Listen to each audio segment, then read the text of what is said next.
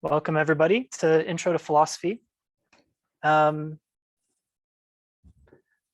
sort of curious, how many of you guys are freshmen in class 2, and then how about online? Just a couple? Sophomores? Any juniors and seniors? Okay, cool. So we have a whole gamut of differently experienced collegiate people, so that's cool. So I was just asking the people in class, in person, how much philosophy, if any, you've read. So has anybody online read any philosophy before? I No. read some meditations. Okay, Marcus Aurelius. Yeah, I love Sorry, that you book. jumping out on me. Did you say I was cutting out? Yeah, Yeah, it's Marcus Aurelius, right? yeah. His meditations. Yeah, that's a good one. Anybody else? Or are we like completely without philosophical background? I read like a little bit for a class last year, some like Confucius and stuff like that. Okay, so mostly not much, but say like a little bit here and there. Good. So that's sort of the goal of this class, is to survey the big issues. And we'll talk about that later on. I sort of want to get into like the meat of our reading for today and just sort of inspire the philosophical practice in general. So I have 3 things to cover in our first intro lecture. The first is Russell's Value of Philosophy, which I think is one of the best essays on why philosophy is valuable. All sorts of different philosophers and thinkers generally have given different answers to that question. And if you would like to read some reasons why philosophy is not valuable, then you can go to Neil deGrasse Tyson's awful Twitter page and read stupid tweets about his uninformed opinions. We'll talk about the concept of the course, so like why I've constructed it the way that I have, what you should expect in terms of like learning goals and what you can hope for and be thinking about looking ahead to the future of our semester together. And then we'll talk about the administration of the course. So the way that the course is set up is not just in sharing philosophical content, but requires a grade component as well. And the way that I've constructed the grade administrative side of the class is experimental. This is my second time doing it this way. The first time was a really awesome success. And what it emphasizes is your educational freedom to build the grading structure, the class, the educational experience that you want to have. It's all up to you to make that. And my goal is to do the best that I can to offer you not just that flexibility and freedom, but also in giving you flexibility and freedom, giving the same to myself, so that we can, so that I can dedicate more of that energy to you guys and lectures and all of that as well. So we'll talk about that at the end. Philosophy in general, the value of philosophy. Who read for today, by the way? No pressure, no judgment if you didn't read at school. Who didn't read for today? This should be everybody else, right? Right? Yeah. Okay. Judging you if you don't. Raise your hand, anyone. Okay, so it's okay. This was really just an optional reading because it is for fun. It's like 5 pages, super easy. If you get interested after this segment, go back and read. Otherwise, you'll get some of the content from it here. So Bertrand Russell, super interesting figure. I like to preface most of my lectures that at least focus on particular figures with the figure's life, because I think who the person is, their humanity informs the philosophy and the argument. So argument and thought concepts are supposed to be impersonal. They're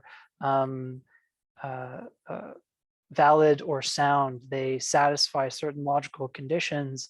They can be had by anyone. They're fruitful for populations rather than just individuals, typically speaking. But that said, I think there's still a lot to be learned about an idea, a concept that is impartial, impersonal, that is for everyone. that comes from the person and their life, the mind that produced it, right? So Bertrand Russell, super interesting figure. He was a English lord, the turn of the 20th century, it was a young man during World War I and was a pacifist and was put in jail for his pacifism. And I think The Problems of Philosophy, the book that this section comes from, was the one that he wrote while he was in jail for being a pacifist, like refusing both to go to war and for protesting against it. The government was like, nope, got to get this guy away because we got to send all our young men off to the continent to be killed. So Russell lives his life as a pacifist and always as an intimate and deep thinker. He spends most of his career taking philosophical issues and digesting them for the public, so that philosophy, which normally lives in stuffy old dusty books in libraries like the one behind you guys in class that don't ever get read, taking these ideas, synthesizing them, and producing them in a fun way that is available for everyone, though still academically rigorous, right? However, for his particularly academic content, he was a logician. And so for all of his like pacifism and humanism and emphasis on sharing ideas publicly, even if it requires making them less than entirely completely rigorous, he was also one of the most famous logicians to have ever existed. He invented set theory, which is now used in all sorts of modern mathematics and computing sciences.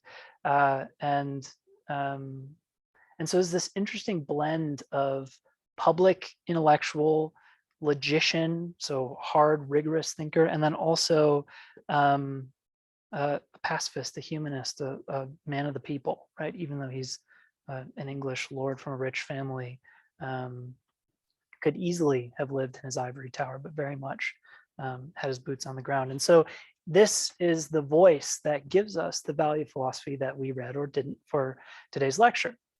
And what Russell begins this final concluding section of his book on the value of philosophy with is what philosophy produces. What does it produce? Well, nothing really. That you leave a philosophy class and you haven't 3D printed a model of something cool. You haven't written a whole bunch of computer code that runs as a video game. You don't have a list of, unless it's a logic class, I suppose, mathematical formulae that you can use to interpret and algorithmically understand the world. You don't get material products through philosophy. You walk away with nothing except what's left over in your head, right? So what Russell tells us is that the value of philosophy is not, in fact, in what it produces, though it does produce valuable ends. But at least materially speaking, philosophy is not about what's produced, but rather in the methods of problem solving that it engenders through the contemplative attitude, the attitude of philosophic thought, of thinking philosophically. But why is this where he starts? Well, it's because Russell wants to say that philosophy does produce something important for the world and for our individual lives generally, which is to combat a problem that he sees in the world that is, quite frankly, exploded in the last 100 years since Russell's been writing or wrote.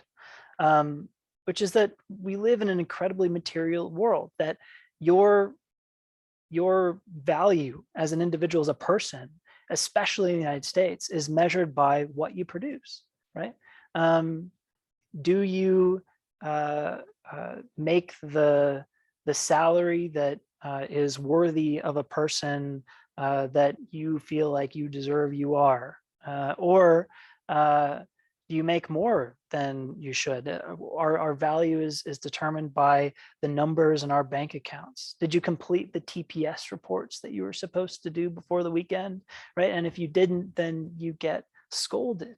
Did you collect the data that you wanted to find? Or have you gotten your degree or certification? Have you satisfied your prerequisites? These are all material ends. We live in an administrative world that requires us to do work, that requires us to produce, and often requires us to produce and create and focus so heavily on the material in the world that we forget the reasons why, the values that live in the material, the values that we aspire to create, to live by, that the material world is supposed to support and prop up, but can also obfuscate, overshadow, and crush, right?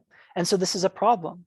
This is why Russell starts with, what does philosophy produce? Well, it doesn't produce these material ends that are overshadowing, overburdening, but rather produces models, an attitude, a way of interpreting the world, a direction, right? It's like putting on glasses. Suddenly the world becomes clearer, and you haven't started seeing anything different. It's just clarified what was already there for you all along. And you can continue clarifying, right? Enhance, as you continue down the philosophical path. So the goals, according to Russell, of philosophy are not to produce these practical ends, the ends that practical men, as he calls them, want you to be producing. But rather, philosophy produces wisdom and knowledge and methods for producing or pursuing the truth. And the contemplative attitude that underlies a philosophical practice is not measured in these material ends. You don't get paid. God, Lord knows that you don't get paid more for thinking philosophically for the course of a life. I'm evidence, example A of this. Like I work a second job even so that I can afford to be a graduate student, right? But it's all worth it, right? According to me, who's lost in the sauce. But the contemplative attitude that underlies the philosophical method is not to be measured in these material ends and the number in your bank account, the formula in your notes, the 3D model that you walk out of your class with. That's not what you win in philosophy. What you win, what you get through the contemplative attitude, through philosophical thought, is what the ancient Stoics, or Marcus Aurelius, might have called aporia, right? This state of indifference between positions, ataraxia, the peace, or tranquilitas, the peace that we get in a state of so the idea is for at least the Stoics and skeptics is to not be attached to one particular idea or any particular idea, but to see the way that everything holds together, both for and against one another, and to be unattached to the for or the against, to the form or the reason, but just to see and observe is to elicit an attitude, an emotive state of peace, of the ability to live in harmony with, right? And this is what the philosophical method, what thinking philosophically produces, right? It produces this attitude. It's an attitude that sees both self and world as unified, or at least unifiable. Even if there's no unification ever to be made, the goal is to pursue, is to be asking questions. It may not ever be to find the answer, but maybe to dig deeper backwards towards first principles so that we can ask better questions as we move forward. And to give those better questions to the people who do live practically, who do live in a material world, who are seeking ends and answers, because those people are important too, right? It's important to live materially. It's important to have a productive and practical world, but a productive and practical world that loses its spirit for the sake of itself is hollow, devoid of purpose, meaning, value. And philosophy reminds us of the importance of why we practically do what we do, why we think what we do is practical at all. And so we get this attitude, this contemplative attitude, the unifying of self and world, or this pursuit of unification, by engaging in contemplation and reflection, by thinking, right? Sitting down, having a think, detaching ourselves from our position in the world and just thinking about what that world consists in. Does it fit with the evidence? Are we satisfied with it? Does it work for us, right? This is the sort of attitude that contemplation engenders. And we'll see some of this when we read Descartes in his Meditations. What Descartes does is almost like jokingly contemplative. Like you know how you get like a trope in a movie, like for instance, the trope of old but beautiful dowager woman walks into somehow sepia lit room with the name detective whoever on the door of this window, and she has like a veil over her face, right? Like this is totally a movie trope. There's an original place where this happens, and it's not like, oh haha, I know this, I've seen it a million times before, right? The place where it first happens is in probably in Chinatown, but maybe even Chinatown stole it from some like Orson Welles noir film, who knows?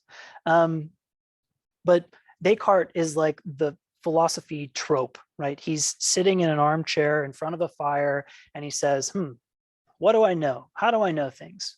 Can I really actually justify my thoughts? And it's like armchair philosophy comes from the Meditations. And now it's kind of a bad word to do armchair philosophy because you're not actually engaged in the world. But at least in Descartes' original sense, he was doing quite a lot in the world and from his armchair.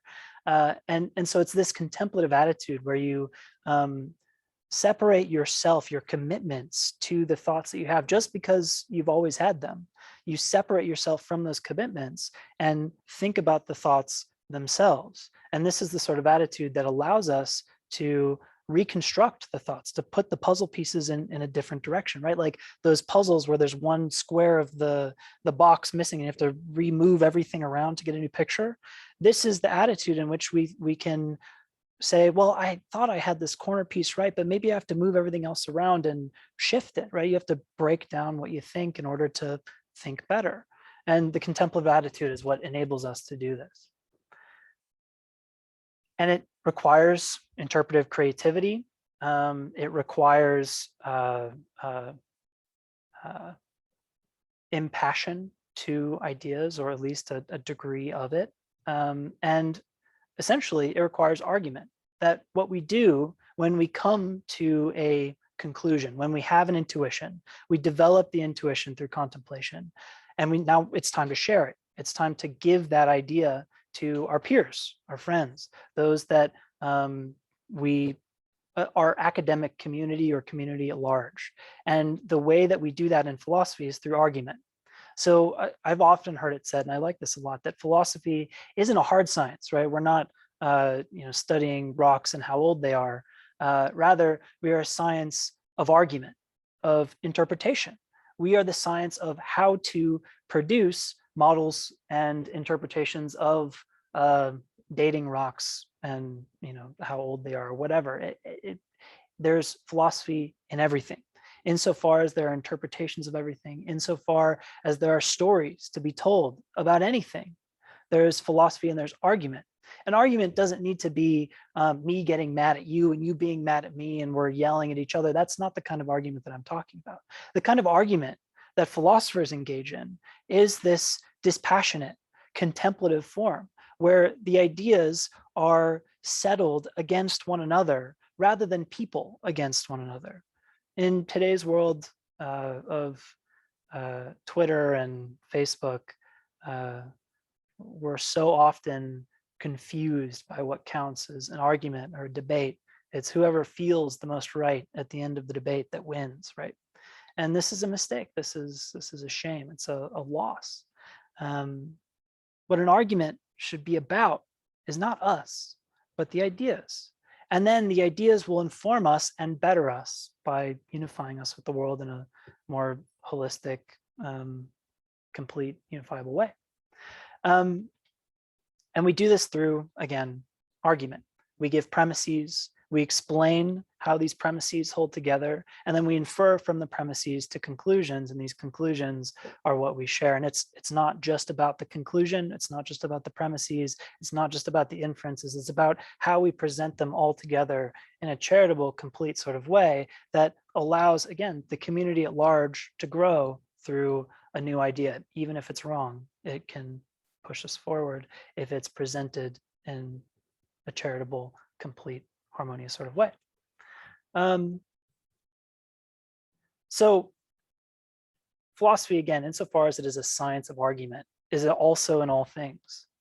The philosopher is a storyteller, an wearer, an artist of many masks. There are philosophers in biology departments.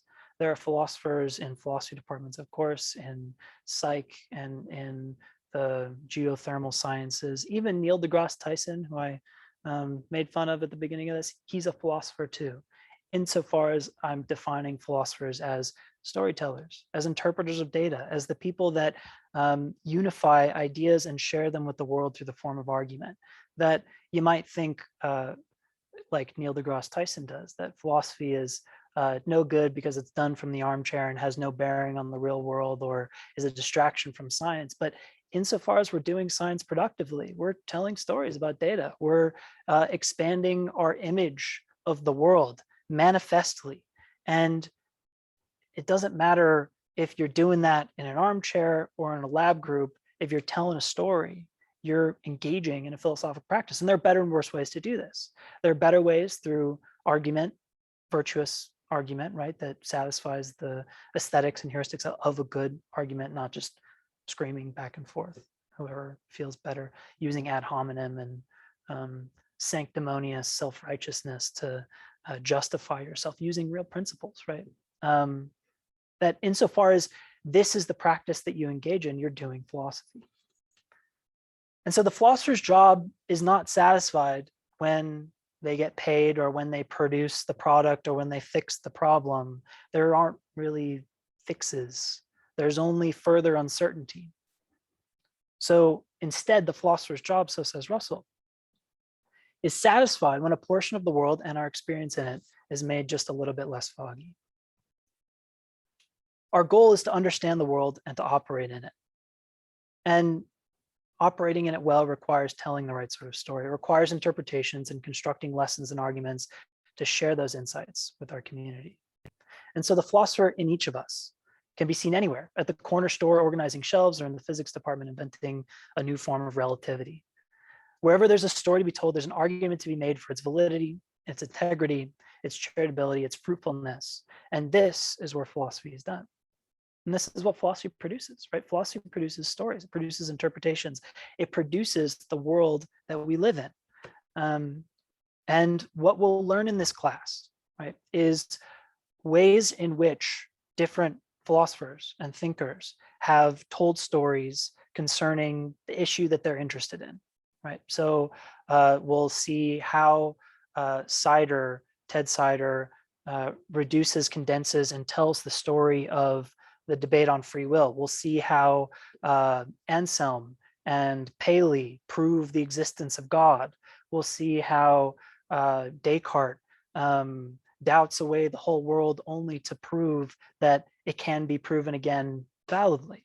And what we should walk away from after we've seen these different models, these different stories for really big problems, huge questions that won't ever have complete answers, but that can be pursued, right? The truth may not be at the end of any of these readings, inquiries, stories, but at least it's a direction.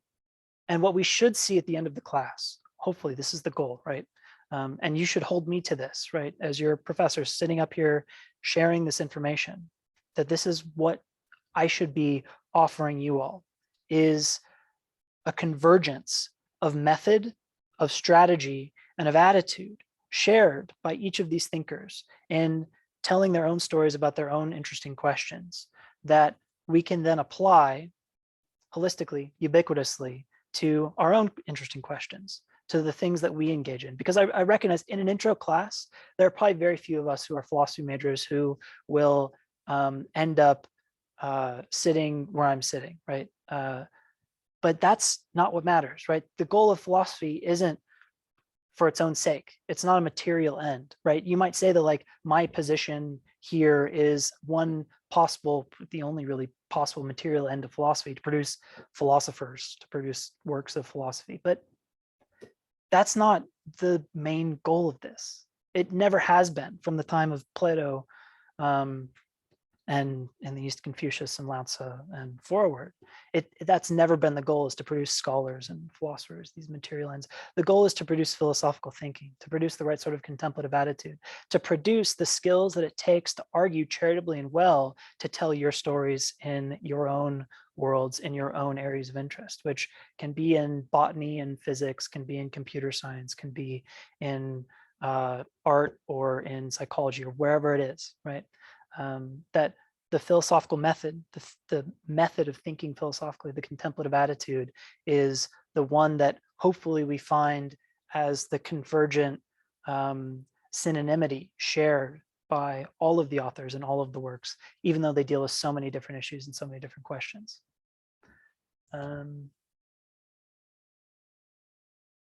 Great. So I have a question for you guys. In this spirit, I had a conversation with my grandfather about 2 weeks ago. He called me up. He's like 86 or 7. I was pretty old. And in his old age, he's become very contemplative. And he asked me, is the goal of philosophical argument, philosophical thinking, to prove that you're right or to determine what's true?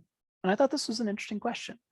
And I'm kind of interested to hear what your thoughts and answers are. Do you have thoughts and answers?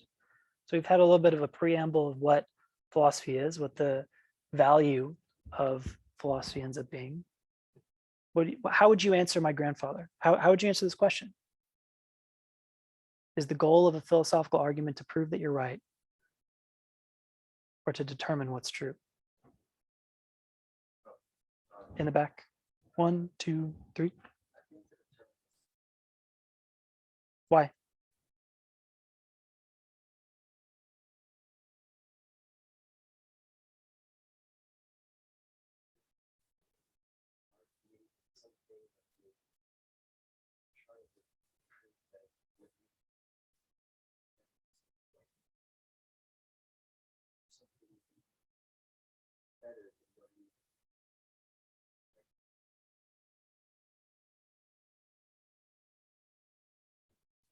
Yeah, so the answer, what's your name? Slater's answer was that the purpose of philosophical argument is to determine what's true, because the purpose of argument is to argue better, right? To develop thought. Good. I feel like the two aren't very separable, because what is right can be constituted as truth, right? Because I mean, we're only really capable of, knowing ourselves. Truth. Not to say that there can't be some external truths, but I don't think truth can ever be fully separated from an individual's perspective. Yes, I think it will always sort of embedded, so truth completely separate. Difficult. Cool. What's your name? Sam. Sam. So Sam's answer, could you hear that at all? No? Okay, so Sam's answer was also interesting. Sam said that there's a convergence of what's true with proving that you're right, because all truth, like saying the words back to see if it's like right, all truth is from an interpretation, from a perspective. And so if truth is from a perspective rather than universal, then the proof of your perspective is the establishment of that particular perspective as a kind of truth. Cool. Somebody over here, they have it? Did I make that up?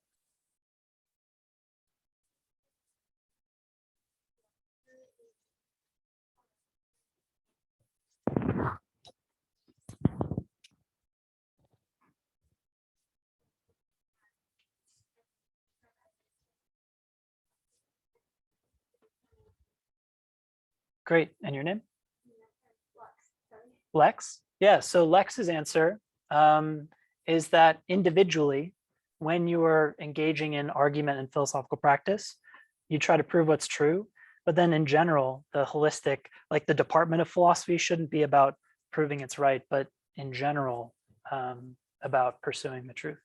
Cool. Anybody online? Answers? Should philosophical argument be about proving you're right or determining what's true? Can I say something? Mm-hmm. Okay, so I hope I'm not repeating anything just because I couldn't hear a ton of what the people in person were saying, but I was just thinking about how Russell was it? He was like talking about how I don't know if that's what he was saying or if that's what you were saying, but like we should like separate ourselves from like what we gain from, I guess, philosophy, or what we're trying to, like, if there's anything we want to gain or anything, like material wants, I guess. And I feel like trying to like win the argument or say that I'm right and like prove that you're right is kind of like a material want. Like there's nothing that comes out of that other than like building up your own pride or like your own ego and everything. And I just feel like that is super much like, sorry, that didn't mean that's like super like a material want, you know what I mean? And so I liked what I think it was Lex said, like overall it is good to like try and prove your point and like give your opinions and ideas. However, overall, I don't think that's what philosophy should be about. I think it's more just like bring it up to your own interpretation, but like also be willing, like being willing to share your own ideas. So yeah. Super cool. Yeah, I like that idea too. And I think it's an interesting point to bring up and a good one. Well taken. That the material that is important, though not the end that the philosophical method, that the contemplative attitude is essentially supposed to promote and produce, according to Russell, doesn't just need to be that sort of thing, right? It can also be something in here, right? That there are particular material ends that might be the satisfaction of ego, a feeling, right? Some emotive affective state that we're seeking. We want the feeling of, aha, I've proven you wrong. You know, it doesn't even matter if like you have proven them wrong. It's like if the feeling is what's satisfied, then what have you really achieved? Not all that much, probably. Yeah. So interesting point. I was going to say, kind of building on that, rather than trying to prove someone wrong or prove what is right, I think it's more just finding an understanding rather than, you know, overriding somebody else's perspective or somebody else's belief. I think when two people are arguing or they have separate perspectives, instead of trying to prove the other person wrong, we should just prove to find a middle ground or okay, I respect your opinion, let's shake hands, let's walk away. Good. Yeah. So your name? Kyla? Kyla. So Kyla's answer, did you guys hear Kyla? No. Okay. I mean, it's like difference between front row and back row, just, you know, like, okay, so there's some yeses. Anyways, I'll repeat it anyways. Kyla's answer is that neither, right? Truth doesn't really matter. Proving you're right doesn't really matter. What matters is understanding. And what I heard in your answer too was interesting, not just an understanding in general of some principle, concept, model, feature of the world, whatever, but also an understanding that's shared between people. So the ability to walk away happy, right? Nobody has proven that they're right at the expense of their interlocutor, of their co-debater, but rather with their co-debater, which is very much how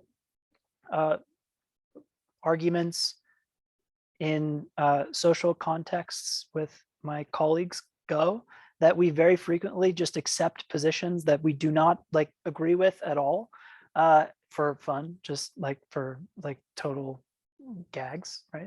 Like we'll just argue whatever, like some insane position and then see where it goes, because that's fun. And it's the process of coming to an understanding of how ludicrous or absurd that position is, or that you can both reach your own first principles and recognize that you've reached first principles together, that you might share a kind of understanding like, okay, I get where you're coming from. I don't share your first principles, but I see that like your first principles are consistent with the superstructure of belief that you've built up around them.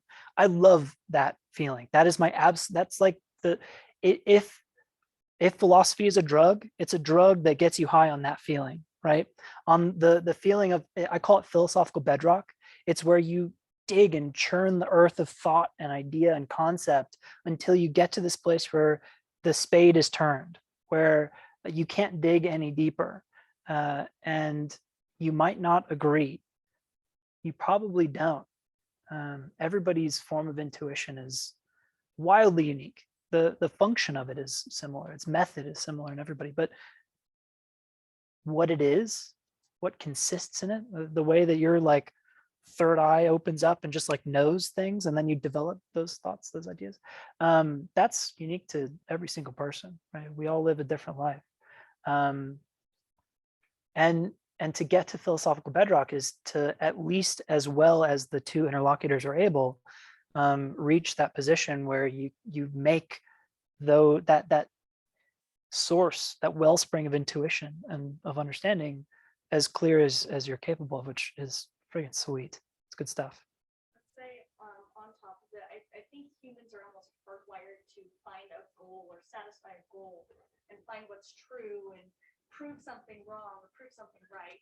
And I think that high that you're talking about is, I think it's so satisfying because we're hardwired that way, because it's very difficult to just shake hands and walk away, especially right now with how much difference we find within people and within communities and societies. So I kind of just wanted to. Yeah. So the idea here is that we're hardwired to be satisfied, and satisfaction can happen when we prove we're right.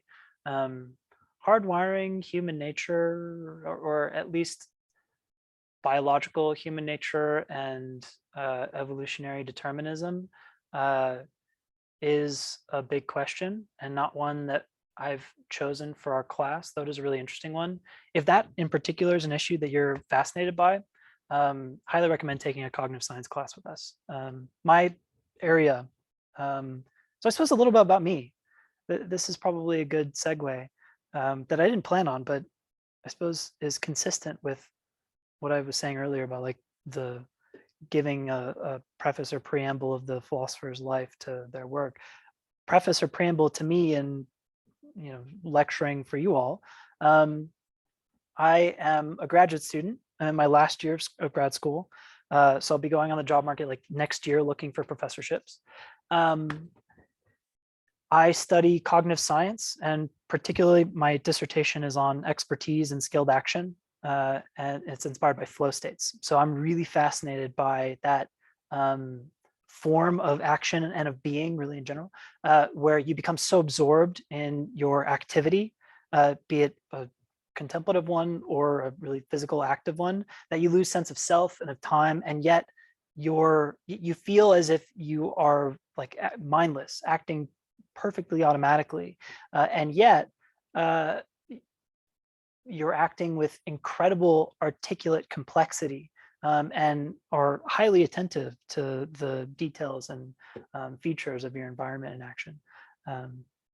I think this is fascinating, and understanding what's going on behind the scenes is what I work on.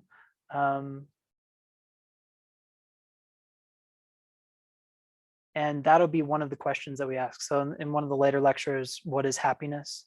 We'll talk a lot about flow states, because that's what I know. And flow states and happiness are like peas in a pod together. So yeah, little preamble on me.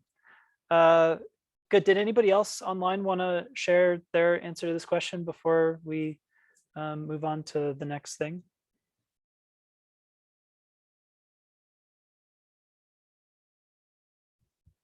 Becca, is that a yes to this, or was that an earlier yes?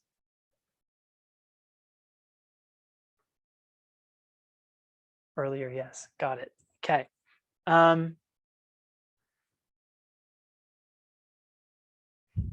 Okay, so we'll move on away from Russell and towards course construction. So I've already talked a little bit about it. The way that I've constructed the course is to be about these big questions, the ones of uncertainty. Russell says this.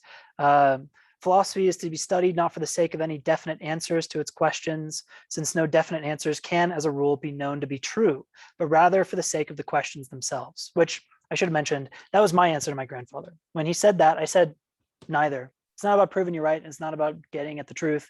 It's about asking the right questions. And the whole point of argument and of thinking and of taking a philosophical attitude towards or about an issue is not to prove you right or determine what's true, to crystallize the world in some particular form, but rather to determine, to understand, to come to find whether or not you've asked the right question, right? And so by working from in media res, from a point of inquiry towards a goal, towards the truth, what you find is how far you're able to get. And I'm not sure that we ever get there, right? But we can get close, limit approaching maybe even. And when you get stopped, you have to go all the way back to that in media res point where you started and say, what am I missing? And could that change the way that I ask what's going on here? And then you take one step back. And that one step back is one step closer to first principles, towards truth at the other end of things, towards that wellspring of intuition, where it comes from and how it's sourced in our experience in the world and leads us to thinking and believing what we think and believe. And so the practice of philosophy, in my estimation, is not about proving you're true or proving you're right, or deciding what's true, but in asking the right sorts of questions that can lead us in the right sorts of directions, that can expand the self, help us to unify ourselves with the world, to grow our worlds and our communities. Okay, so that's how I've constructed the course, is around these questions. So next week, in sort of the spirit of this lecture, we'll ask the question, what's the philosophical life? And we'll read Plato's Apology, which is sort of like the New Testament analog to philosophy, right? Like the New Testament is to Christianity as the Apology is to philosophy. Socrates is a martyr for reason, for philosophical thinking.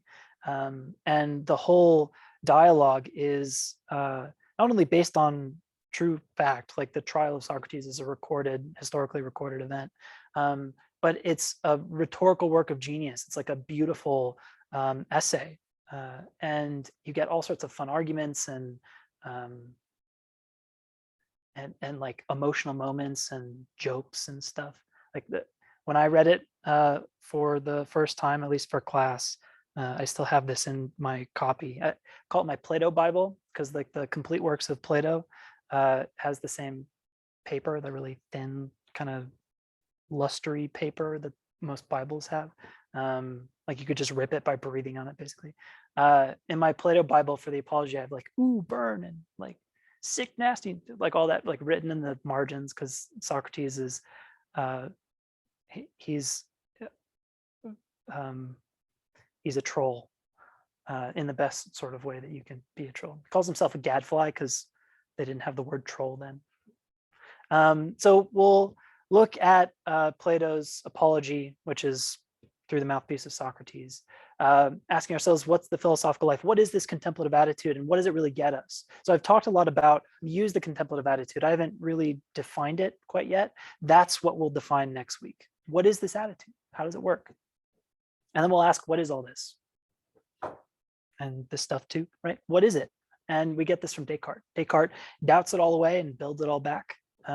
Again, in like a beautifully rhetorical storytelling sort of form. So don't miss the theatrics for the ideas, because I think they're both important and they both inform one another, especially in Descartes and in Plato. We'll do a unit on personal identity. What am I? Who am I? From four different philosophers, some who give us actual views of the self and some who give views of the negation of self. There is no self, at least not in the way that we think of it. We'll do a unit on human nature. Is human nature good or bad? We'll go way back to ancient Chinese philosophy and read some Mengzi and Shunzi and Lao Tzu, the Taoists and the Confucians, to ask ourselves at base, at core, are we really good people? Are we really bad people? Are we anything at all? Am I free? Do I have free will? I love this one. This was the question that like got me into it.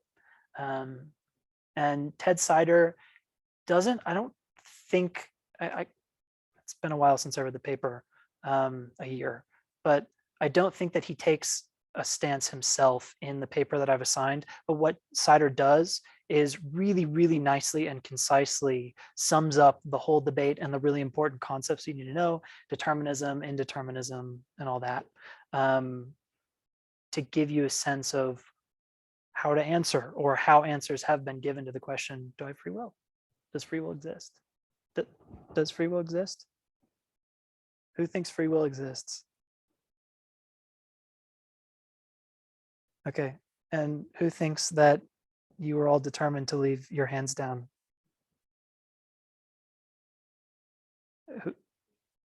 Who thinks in between answer? Okay, good. Yeah, you'll all be philosophers yet. That's good news.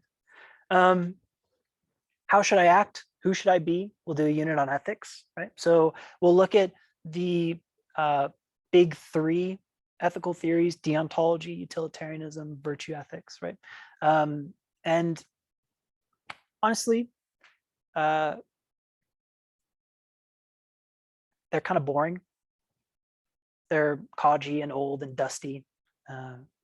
Virtue ethics is as old as Aristotle, and deontology, utilitarianism as old as 1800s Europe. And in the form that we will learn them is in their sort of macro, very large, like holistic sense, because this isn't an ethics class. We're not going to like drill super deep into just about anything. It's a survey course. We're surveying sort of the field of all of the really, many of the very big, interesting questions in philosophy. But what's nice about the ethics section is to both give you a sense of what the big three ethical theories are.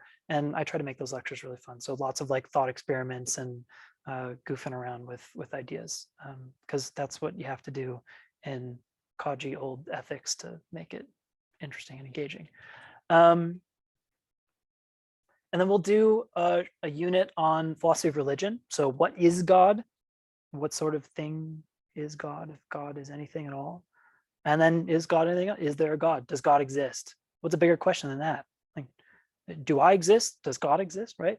For Descartes, they sort of rely on one another, the answers to those questions. But we'll do a unit on the existence of God and the characteristics of God, as has been historically studied both in philosophy of religion and theology. So we'll look at Anselm Aquinas and Paley, who each give really short, super awesome proofs for God's existence.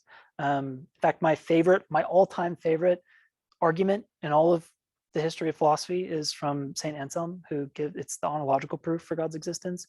God is that than which no greater can be conceived, therefore God exists. Done. God exists, boom, just like that. So we'll look at that proof and a couple others. And then the next week, we'll look at Rowe, who's I think he actually just died recently, so was a philosopher of religion, he was a contemporary philosopher of religion through the 80s, 90s, 2000s.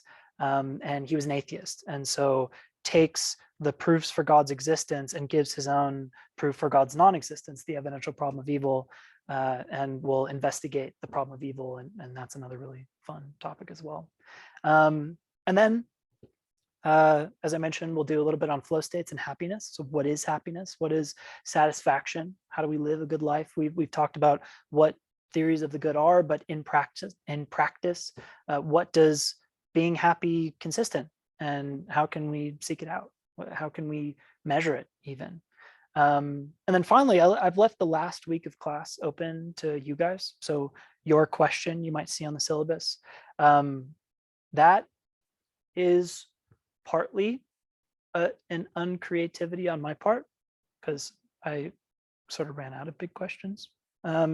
But I also thought it could be a cool opportunity. So as we are thinking through reading and learning about these philosophers and questions and stuff that we have set up throughout the syllabus, we might be inspired by some question along the way, right? Like, is evolutionary determinism true? Is there some sort of biological unification of the human condition from which we can determine particular principles of action or social evolutionary history? That could be one, right? That's sort of a big one. I'd probably try to condense it into punchy little one-liner, which is doable, but stuff like that, right? So as things come up, if we get really inspired and there's something that we want to ask and have a lecture on, send me an email and I'll put it in a list, and I'll even put that one in the list. And when it comes time, if there's enough, we'll do like a poll or a vote. I'll choose a paper and then I'll lecture on it. So that's really, that one's your week. You know, as things come up, write them down, send me emails, and the one that is the class favorite will be the one that we learn about, ask and answer, or pursue and answer towards. So that's the course construction. That's what we'll be studying. That it's also like why we're studying it in the way that we are. So that's all of the fun stuff. And now the boring bits, which is course administration. Okay, so for the course administration bit, I'll get my syllabus. Okay, there's no readings to purchase. Everything's available through Canvas. The only reading that I haven't put on Canvas yet, besides the ask your question one, because reading hasn't been determined yet, is the Lao Tzu. I have to pick what selection of chapters or zhongs from the Lao Tzu that I want you guys to read. I'll probably just choose the ones that I know best and find most interesting, but I'll read through it again and pick those out. But that'll be probably like the week before that lecture. I'll post it. So yeah, don't worry that it's not on Canvas yet. It will be. Otherwise, everything else is on Canvas and will be when you guys decide the question that you want to ask.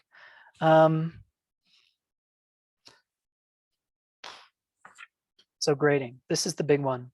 For everybody online in class and in the future, watching asynchronously, this is the part that you should really pay attention to, because as I mentioned at the beginning of the course, this is an experimental class. The grading system is not like another class that you've taken before, probably. It's a choose your own adventure style grading. So there are something like 440 points available to earn in this class. There are 3 due dates, and that's it. Every point corresponds to 1% of your grade. So of the 440 points that there are, you have to earn 100 of them to get 100%. A 94 or above to get an A, an 88, 89 to get B+, earn 70 points to get a C to pass the class, right? It's that simple. You have so many different avenues. I've tried to make as many avenues as I can to your own success. We all learn differently. We all have different educational needs. We all hate busy work, right? Me included. And so the philosophy behind this experimental course design is to give you the academic freedom to construct your own educational experience, as I mentioned. And you can do this privately. You can do it by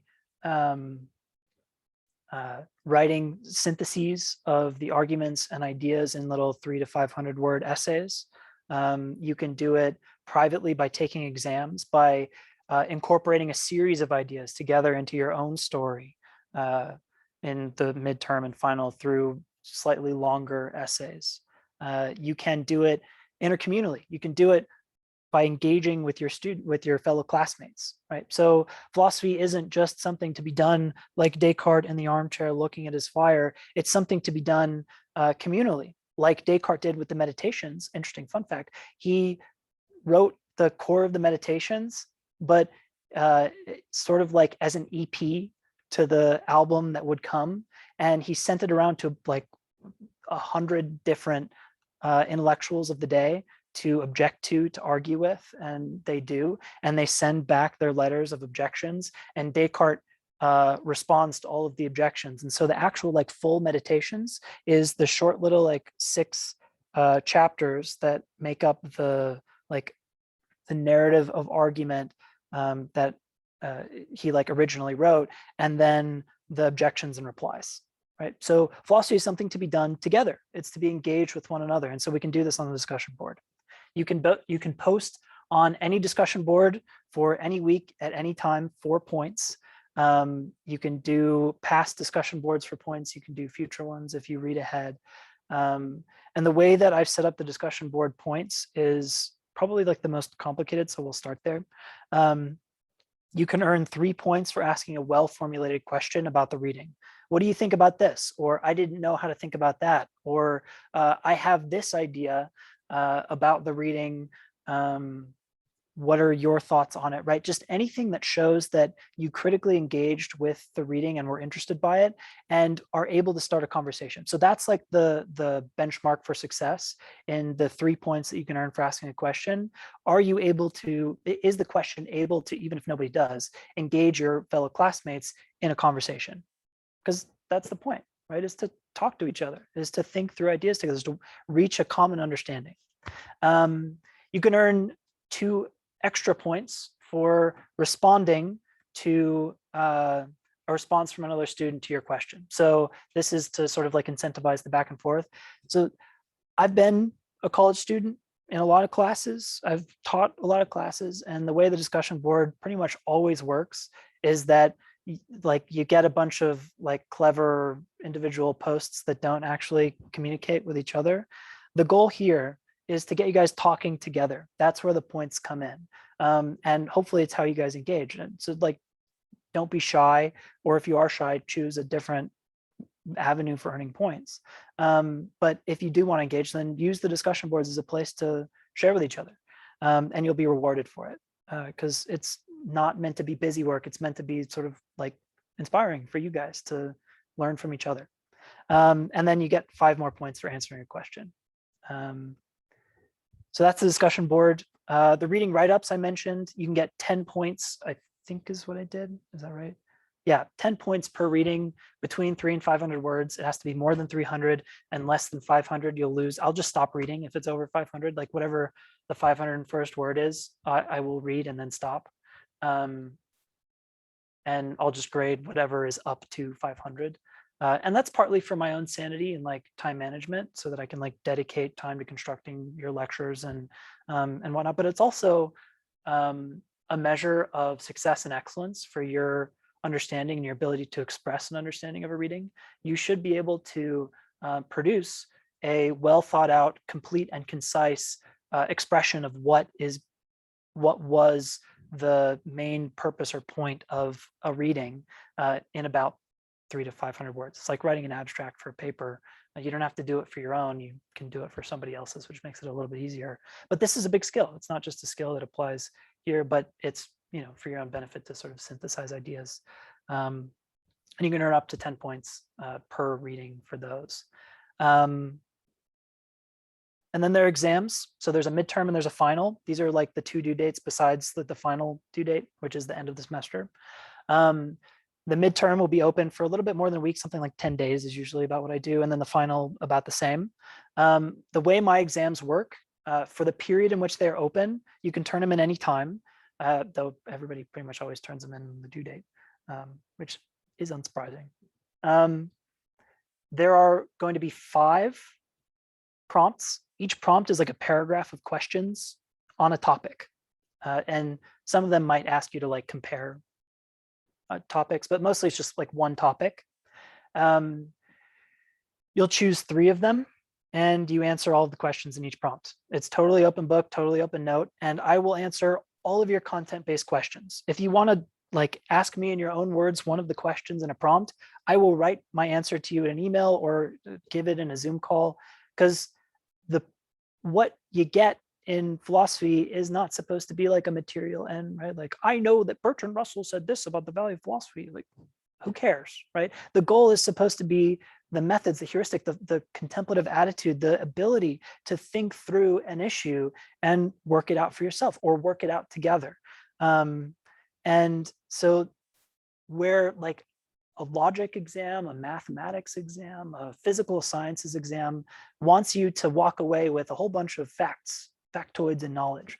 I want you to walk away with methods, with skills, right? With practical ends. And so I'm not as interested in your ability to like regurgitate information under pressure, but rather your ability to interpret, incorporate together, and understand information in a non-pressure situation. That's what the test is supposed to prove.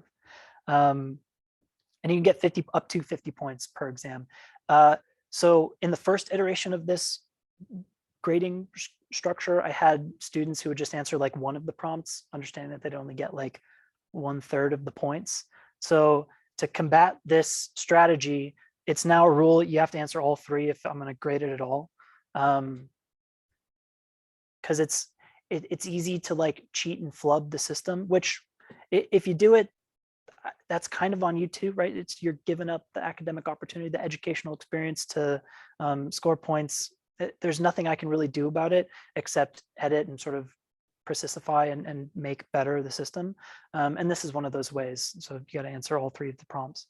But what I found the last time that I ran this course was that everybody really engaged and did well. And so I'm hoping that you guys will do the same.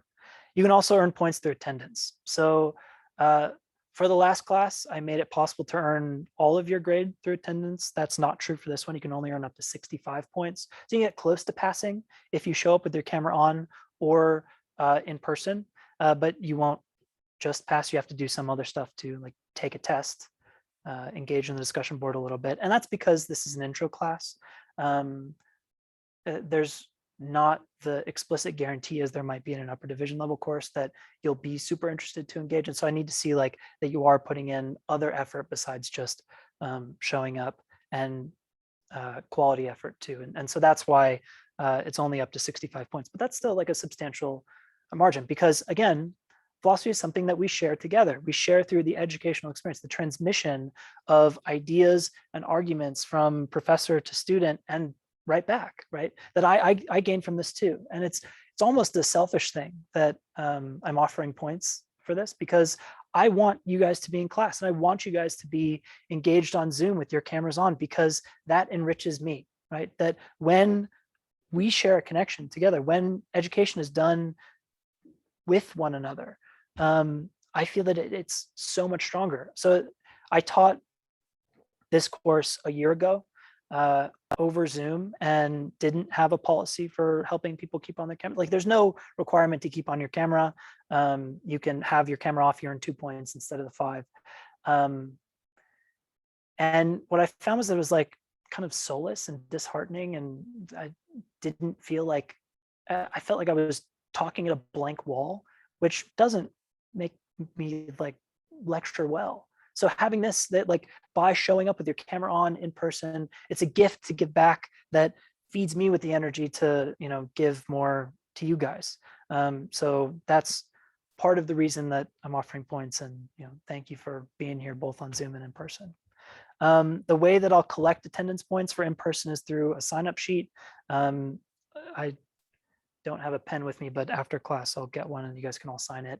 For those of you online, and in the future, if you decide to come at some random point during the lecture, I will take a screenshot, and you may or may not know when that happens. It sort of depends how awkward I am with doing it. Sometimes I can be sneaky and sometimes I can't. And it could be early on, it could be late, it could be at the very end because I get, you know, caught up in it. But it'll be sometime, and that's how I'll collect attendance. So if you have your camera on during the screenshot, then you get the 5 points, and if you don't, then you get 2 points. And so while we're on the topic of attendance, for everyone who's asynchronous, who's watching this in the future, don't feel like you're missing out by not being able to show up. I know that we all have conflicts. I mean, this is an online class anyways, that the whole like in-person and live Zoom recording, that's all like extra regardless. The purpose of the course, the like actual on the schedule structure of it is to be done asynchronously. So again, this is like experimental, doing it an asynchronous, what's supposed to be an asynchronous experience partially together is all about giving you guys the choice to educate yourselves, be a part of the educational experience in the way that works best for you. And if you signed up for an online class because you can't show up in person, you can't dedicate the time to be in a lecture, or you have another class or a job or whatever. I did it like 5 p.m. plus, so that having a job, hopefully you can make it if you want to. But if you can't, then that's okay. There's still like 350 other % of your grade that you can earn by engaging in all sorts of other philosophical practices, by working together, by doing write-ups, by taking exams. And then there's extra credit too. Sometimes I'll do for fun extra credit with in-class lecture-based assignments. For everybody who's asynchronous, you guys can turn these in as well. They're usually just questions or little write-ups or whatever, super easy stuff for 1 or 2 points here and there. The sort of thing that would make a difference between an 89 and a 90, or a 79 and an 80, that sort of thing. So the asynchronous people, you guys are always able to do those. There's no points except for just like the attendance itself that you'll be missing out on by not being here. And there's all sorts of other opportunities for earning points, which are what you should be able to expect from any regularly constructed online course. And that goes for everybody who's in attendance today too, that if you don't make it to a lecture or whatever, then it's not like it's not even close to the end of the world. Okay, and then there's also an extra credit paper that you can earn 25 points. If you want to write a paper, this is pretty much like optional. I think given the way that the assignment avenues that I've offered you opportunities for, there should be no reason to need to write a paper. But if you get inspired and you want to write a paper, then get your topic approved by me and I'll help you with it and write a paper. It's sort of like a going above and beyond thing, and you can earn points for going above and beyond in that way as well. And that's, I mean, it's just good practice. It's like, do good writing. If you're interested and inspired, you'll write good work. And if you're forced to do it, you'll write bad work. And I don't want to read bad work. And I don't want to force you to do what you're not going to do and what isn't going to help you, right? So if it's going to help you and if you're inspired, then channel that inspiration, turn it into a paper and turn it into me, and we'll work on it together. And you'll get points for it. What else? You can only earn up to 50 points before the midterm, because I don't want you just like, I did the class in the first week, see you later. That's another, like, don't cheat the system, right? So I'll say it right now, don't cheat the system, but that's all I'm gonna say. It's up to you. Like, life is cheatable. You can do whatever you want. The math teachers always said you never have a calculator in your pocket, and look, you got a calculator in your pocket every day. You can really live however you like, doing mental math or plugging it into your calculator. It's not up to me to, be your parent. It's up to me to be a channel through which you can engage in a contemplative philosophical experience and get educated. And that's what I want to offer you guys and give you the chance to choose for yourselves. So that's why the system is the way it is. That's how it's set up. If there are changes to the rules, like if one of you gets creative and finds a way to break the system to your own benefit, then you will do that. And I won't penalize you for it, but I might change the rules after, like with the test thing. That I did that last semester. But if I decide to change the rules, I'll make it very clear, and you won't be beholden to those rule changes. Like, these are the rules set, and if you do something funky and creative, then you get your points no matter what. But then in the future, that could change it, because it's not fair to like do something halfway through the game and say like, oh, you gotta go back and redo that. It's not cool. Okay, so I think that's everything about points. Are there any questions? Maybe you have questions about how the grading system works, how the class is set up, the logistics administrative side. So let's do 1, 2, 3, and then we'll go to online. Good question. I expect class to be typically 2 hours. And my lectures tend to go like an hour and a half. And the way that the lectures that I built for this class went was for like 2 hour and 15-minute periods. So I'll try to keep it to 2 hours. If it gets that long, like frequently, then we'll start taking breaks in the middle. And if it's only up to like an hour and a half, hour and 40 minutes, then we won't take a break. But it's a good question because this is an online class and like asynchronous, I'm not like restricted to any particular time. So I might just like go off, for who knows how long. And if you ever need to leave or want, it's like, there's no necessity to be here at all. It's not rude or whatever. Just don't be loud, if you have to go. But yeah, typically, I mean, I don't really want to teach for more than 2 hours. It's exhausting work. So that is like a typical upper limit. Average is probably something like an hour and a half, hour and 40. Where do you find the readings on Canvas? Go to the Canvas course page. On the left side of the screen, there will be a whole bunch of links that say like Connext, Home, Syllabus. There's a Files button. You click Files, and then you'll see a few different files. One of them is like course. Yes, thank you. Course resources, which has like a grading rubric that is like a helpful tool. I don't use it explicitly, but that is like the heuristic that I use in general. And the syllabus, and then there's course readings, and all of the course readings for the entire semester are available there. And then the tests will be available in the tests folder when the week for that comes. But yeah, that's where you find everything. For the paper, like if wants for a certain idea that's not necessarily Good. coursework, would that be just as long as we put it permanently? Yeah, so the question is, can I write a paper about something that isn't in the course content syllabus? So typically my answer to this is no. It has to, the main focus has to, like, so a dinner plate, you have your main course and you have like a side dish or two. My usual rule is that the main course has to be some topic that we've covered in class. And then you can have like side dishes that are like other interesting works and thoughts that you've dealt with. For intro and for a survey, and for one that is built this way, that is so sort of like wide open and broadly spread, I'll say yes. However, it has to have side dishes. So the main course can be some other work or idea or topic or question, but there has to be a tie-in to some of the course content. So relate your interest to something we've learned here, or like one of the big questions or something like that. Yeah, good question. Online, anybody have questions about how grading works, course structure, administration? Are we all comfortable with it? Do you get it? I have a question. Okay. So there's just like, you won't be penalized if you choose like not to do an assignment or not to take an exam. Yeah, exactly. Yeah, everything is optional. Every single grade and assignment, even the tests, are completely optional.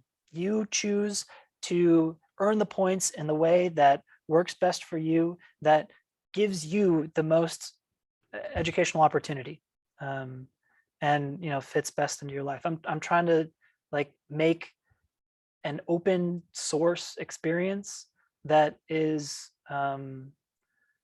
sensitive to your personal individual lives, but also is effective in teaching strategy and learning, and also in encouraging you to be free, individual, creative people in the way that you are free, individual, and creative, that you do best. So yeah, don't take a test if you don't want to. Show up to class, be on the discussion board, do write-ups, or take tests and do none of those things. Up to you. Choose your own adventure. Thank you. Any other questions? For like the write-ups and like the tests, do we just email those to you, or is there a place on Canvas where we turn them in? Yeah, so again, on the sidebar, there's an assignments tab, and for each of the write-ups, there's a submit button. Don't email your write-ups to me. Do the submission. So this is also a good segue.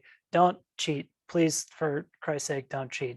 Don't do it. The way that I handle cheating is if anybody in the class does it, and I'm not stupid, and I also have tools, so you will get caught if you cheat. Even if you're like super clever about it, you're not really all that clever. I've read a lot of these things.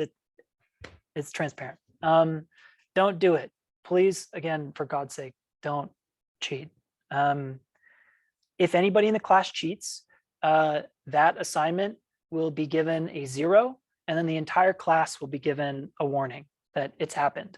And then if cheating happens again, anybody in the class is going to be put up for like academic misconduct. Like I'll report it, right? So I think that's fair, right? That like, you know, one person ruins it for the rest, so don't ruin it for everybody. Because if anybody else flubs after that first one, then the consequences get way worse. And it sucks. I mean, like I hate doing that shit. It's so hard. There's like, so I have to, if there's an incident of academic misconduct, which I think I put the definition of on the syllabus at the end with in all caps and probably bold and maybe even highlighted, don't cheat.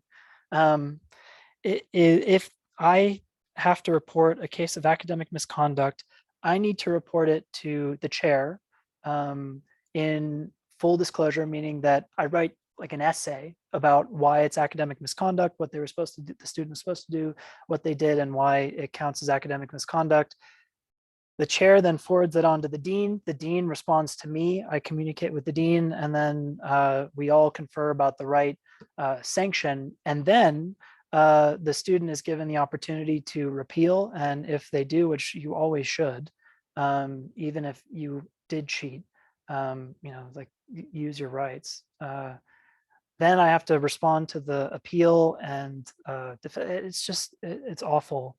And it's like emotionally draining too. So don't, please don't, for God's sake, don't do it. Don't cheat. Because I don't want to do all that. Yeah, go ahead.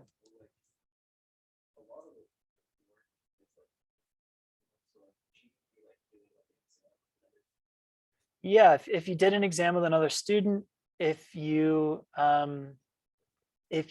plagiarize, if you what else would be cheating? I think that might be it. Yeah, don't plagiarize. Don't plagiarize. Write your own stuff. There's so many like good reasons to write your own stuff, and so very few to plagiarize, especially with the way that you can earn points in this class. Cheating is futile and stupid, so don't be futile or stupid, and don't cheat.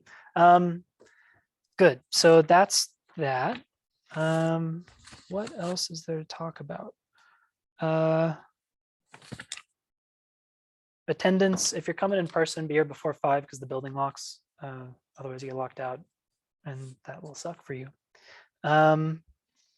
Food and drink, you can drink in class. Don't eat though, because I find it distracting, especially if it's food that smells. Like, people do this. Why? Why do you do this? Why do you eat smelly food in class? Don't be on your phones. I won't be a stickler, but you know, it's like, it's kind of rude, you know. Yeah, I think that's everything. Any other questions about anything? What is philosophy? Why is the course the way it is? How does the course work? How do I get an A? How do I pass?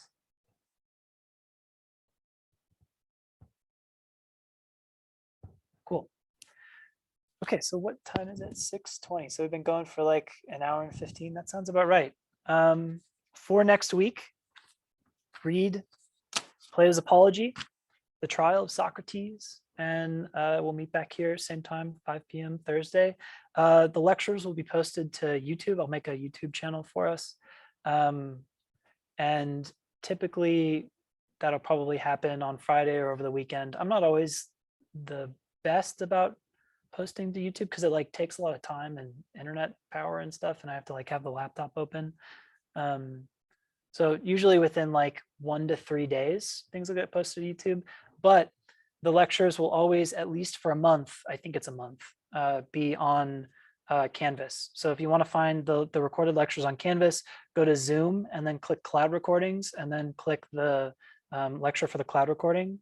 I don't have the ability to make the cloud recording live until it like finishes processing and uploading, which usually takes a couple of hours. So if I have plans after lecture for an evening, then it probably won't happen till the next day, but usually it'll happen same day, like an hour or two after. And then sometimes even at like midnight or 1 a.m. as I'm going to bed and thinking, oh shit, I should have done that. So that's what you can expect from when lectures will be posted, where they'll be posted. I'll put the YouTube link on our Canvas page and files. Final words? No? How do we feel? One thumb up, just some nods. How about online? How do we feel? I see some thumbs up. Okay, 1 or 2. There's a smile in there. Good. All right, I feel similarly. I feel like mild smile and 2 thumbs up. Great. So go have a good life. Enjoy Plato's Apology. It is like the coolest thing that you will ever read in your entire lives. And we're doing it first. Everything's downhill from there. All right, take care. Thank you. Thank you. Thank you.